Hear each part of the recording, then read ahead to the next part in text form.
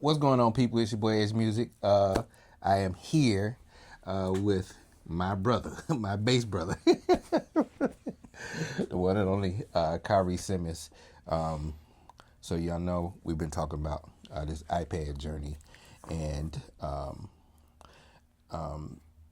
Khari is the current and long-standing musical director for one Miss India Arie. Ooh. Oh, yes. So I just wanted to get his take on how this. We're wrapping up rehearsals here. I'm in one of his spaces, and maybe I'll show y'all a little later. We call this Baby Nam. Baby name.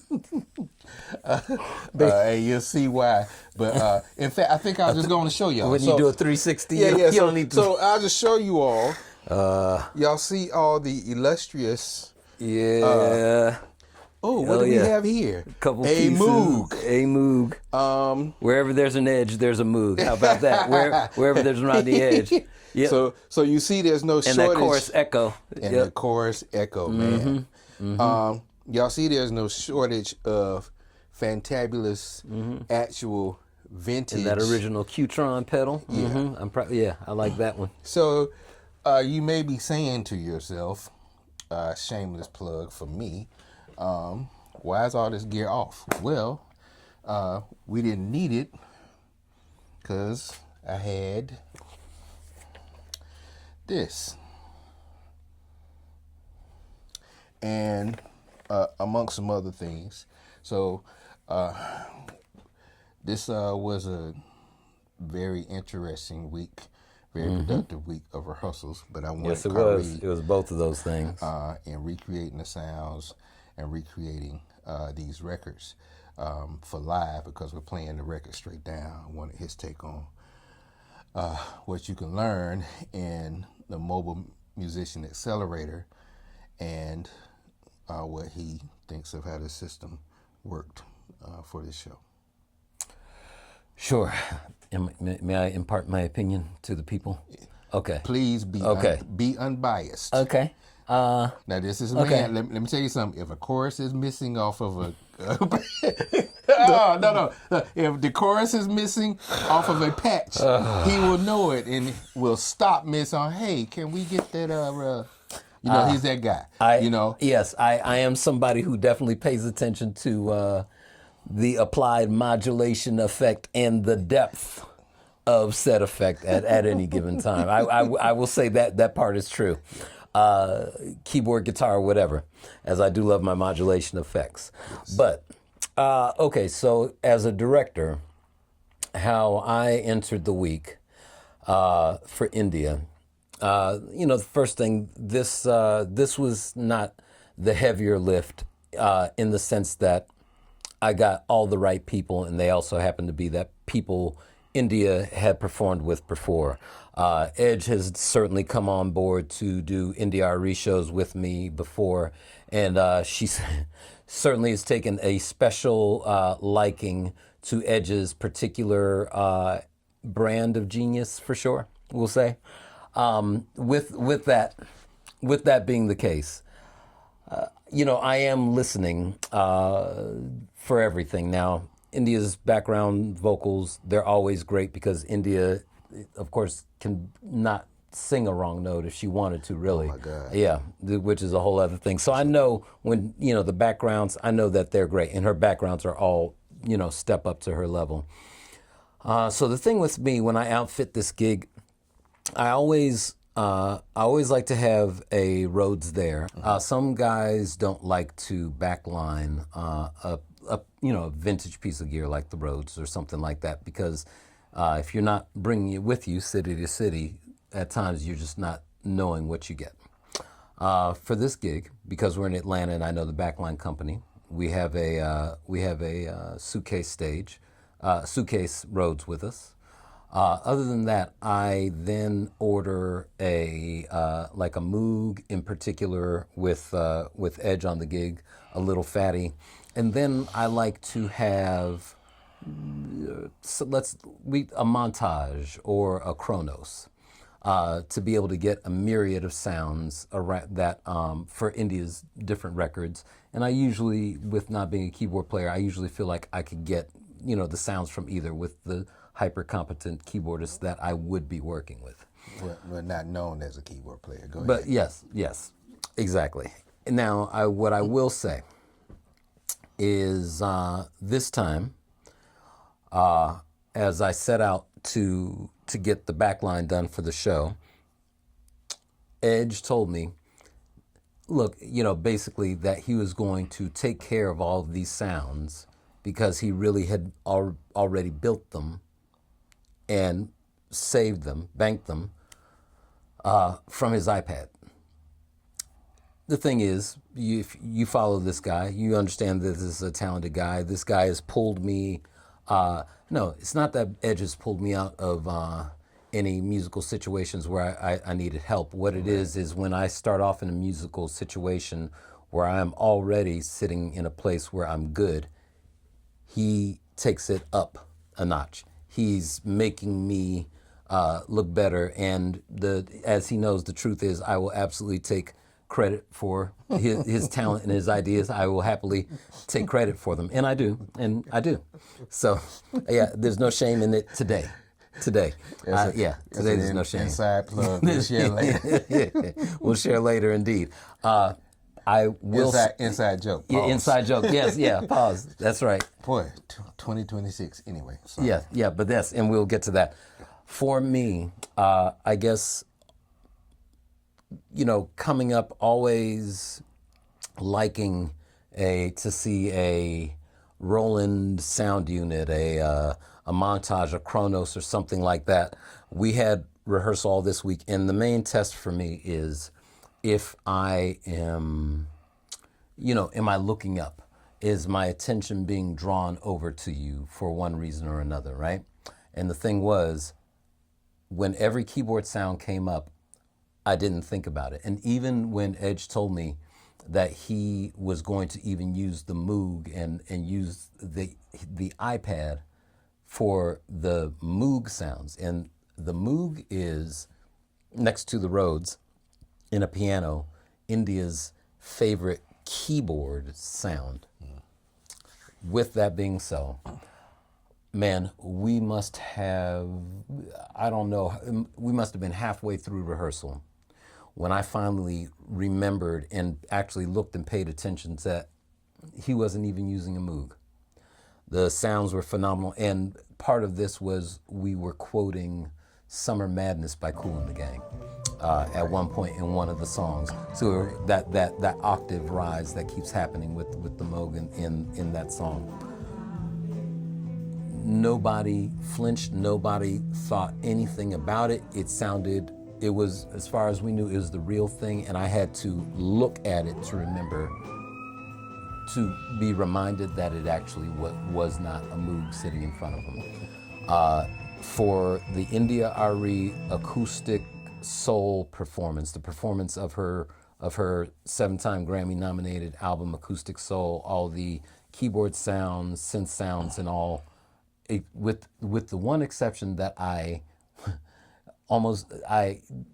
stubbornly demanded that the Rhodes actually remain. That the suitcase Rhodes remain. So that's there. I did do that. Outside of that Rhodes, where we utilized the vibrato, every sound is coming off of the iPad, and it sounded tremendous all week. All week. Yes, sir. A plus sounds. Whatever keyboard rig I was putting together in my head, for him or imagined he was gonna have, it was not necessary at all. So there you go. I am brought around. I am a believer in the software that's available on the iPad. I couldn't believe it. And again, the detail in the sounds, right? So it's not that it sounds like the sound. Yes, it doesn't sound digital. It doesn't sound like the sound on top, but you're missing some girth or anything like that. At some point, he plays bass. He's playing lead lines. Edge already knows I'm a stickler for hey, back off of that filter. Yep. Give me give me more repeats on the delay. Yeah. More repeats. Yeah. More repeats. Yes. More repeats. Yes. Right? So Yes. so he knows that I'm that guy, but he was able to make the change in real time as though there was a synth plugged into a delay pedal. So for me, I'm convinced. I am over convinced. I mean, and for me, my thing is how do I bring some of that in my world now? I mean, because anytime, because if I have to work with a keyboard player and if it's not Edge and if I don't have to talk through sounds with somebody, but I actually have them saved myself on an iPad and I can direct somebody to do the same, then it just makes it easier for me as a music director. Here are the sounds you need. Here are the sounds I need you to play. Just plug up into this iPad, use this mixer, use all the components that you use to plug in where that allow you to have 6, 7, 8 patches lined up at a time and you bring them up right there. All of that. Yeah. Mm-hmm. Yeah. So. I could go on. I'm gonna have to have his extra check. Yeah. Don't worry.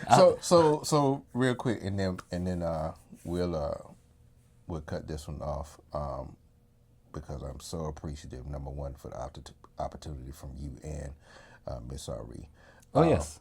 How do you feel about this as the future of music, especially dealing with backline situations and for the professional or educational scenarios? Because we get away with studio scenarios because we can always stop and have a do-over. Mm-hmm. On stage, we don't get that. That's right. It's when we're on a hot stage, everything is real time. And being able to, let's say if it is you, and you are a discriminating basis, but if it is you and you have to say meet another keyboard player, or you have another, Khari has his own library of albums and material as well, and go-to sounds and go-to sounds, Mm-hmm. Mm-hmm. being able to just store it on an iPad and say, hey, these are the sounds from the albums. Mm-hmm. These are the sounds Mm-hmm. from my material, and you just show up, plug up, and go. So your view on the future of where you feel like music is going, because let's be clear, some of this gear in here, you don't have cheap gear. No. Me and the studio partners did not. No. It's there's quality in the room. I agree. Yeah, there's quality in the room. But based on what you heard and what we have at the time of this video, what we're about to do, your view on the future of music.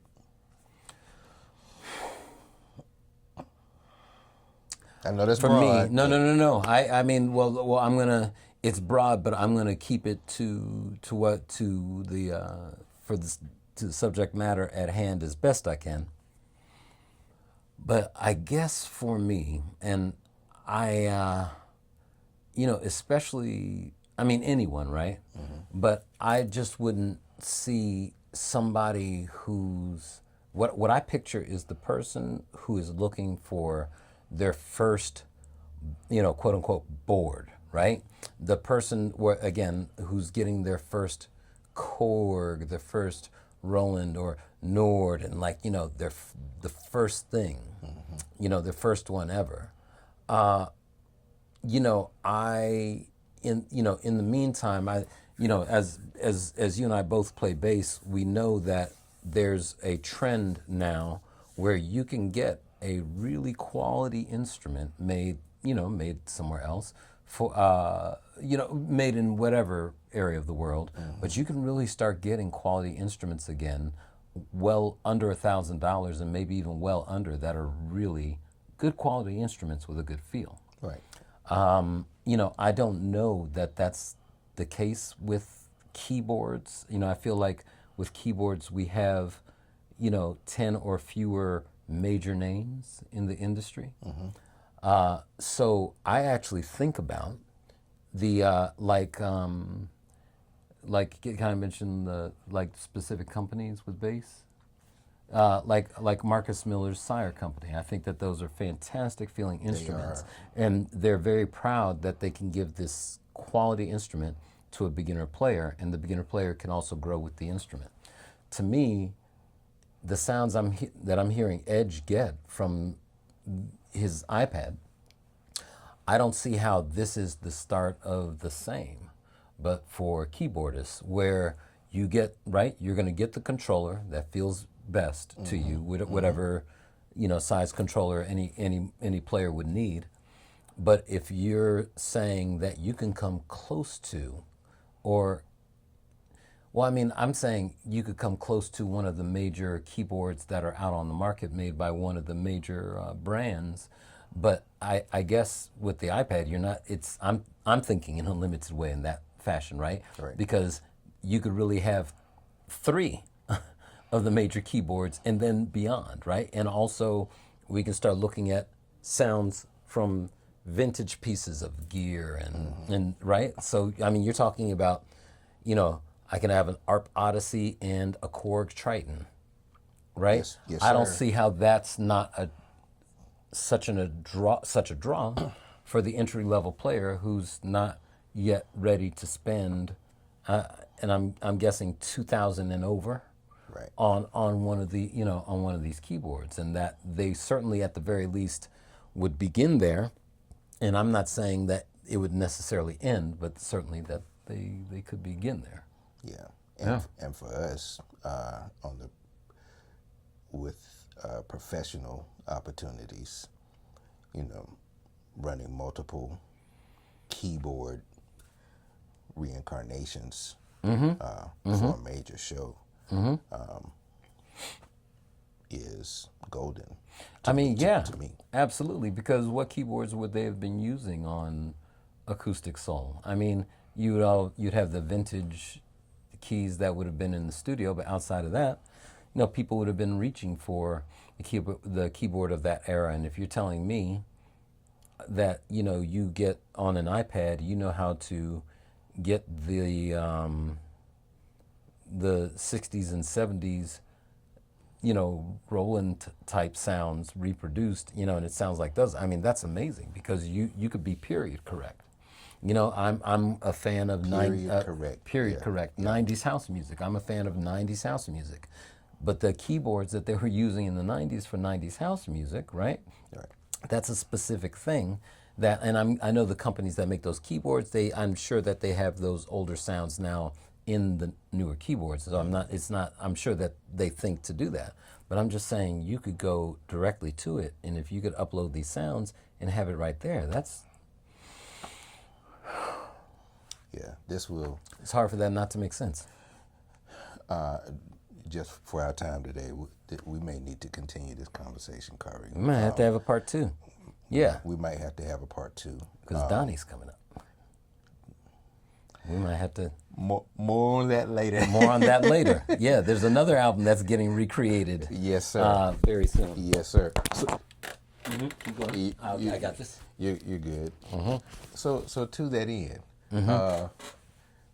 I mean, I must admit, it was and is fun having a real Rhodes on stage.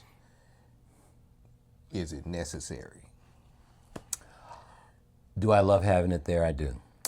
Do I think that there's, nothing like having a Rhodes actually there? Yeah, I do. Between Rhodes and pianos, right? Yeah.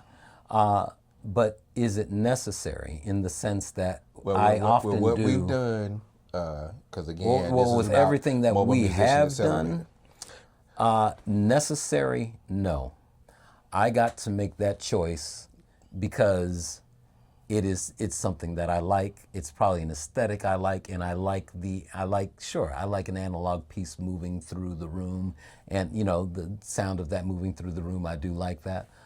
Was it a must? No. When I say that, I mean if there was a Rhodes sound coming from, I think everybody makes a great Rhodes at this point, right? Sure. Everybody Absolutely. has invested No doubt. in a wonderful Rhodes sound. So with almost any keyboard, certainly let's say in the major keyboard market, any major brand, you're going to have a wonderful, wonderful Rhodes sound. So in that sense, the Rhodes sound I hear out of those brands, as in comparison to the ones I've heard off the iPad, I could not tell you a difference except that certainly the ones on the iPad sound great. Now let me be fair. This was a little bit bigger than just plugging up a USB cord and plugging it to a headphone out or plugging it to an interface and pulling up a patch, because I have to emulate a $12,000 pristine suitcase. So again, this isn't just, plug up and go. Right. So this aesthetic is like, okay, if this Rhodes was a Lamborghini of keyboards, I mean, this is a vintage pristine suitcase Rhodes. It is. Yes. Speakers sound perfect, and vibrato is warm, and and fills the room. Yes. That's before it gets into a system. But based on what he heard, I wanted you all to hear it now. I didn't tell him what I was going to ask. I should have said this first. I just wanted his honest opinion, so that those who are enrolling into the accelerator, you all know that not only am I trying to kill your YouTube rabbit hole search, I'm trying to show you all that going this route, because I don't have time to apologize for glitches. Oh yeah, glitch didn't even enter my mind. Where I made sure it didn't happen. Yeah, exactly. So, exactly, yeah. I heard none. Yeah. I don't have time to, and especially with someone as with such a keen ear, who catches everything, even the stuff I tried to hide. Even the stuff you're not sure. Yeah. Every little thing too. But even the things I tried to hide, she heard from way across the room. So, but yeah, I want to help everyone I can, and I want y'all to get in on future music. Thank you, Khari. I appreciate you, sir. Man, I appreciate you back, bro. Yes, sir. Looking forward to this and much more. Yes, sir. Yeah, okay. All right. There's another episode coming. Another episode coming. Atlanta Jazz Festival, right? Man. Yes, sir. Right. Yes, The sir. one and only Khari Cabral Simmons. Check him out at, is it? KhariCabralSimmons.com. And also the Instagram is the same thing, Khari Cabral Simmons. That's my handle at Insta. Thank you, sir. Thank you, sir. It's your boy Edge Music.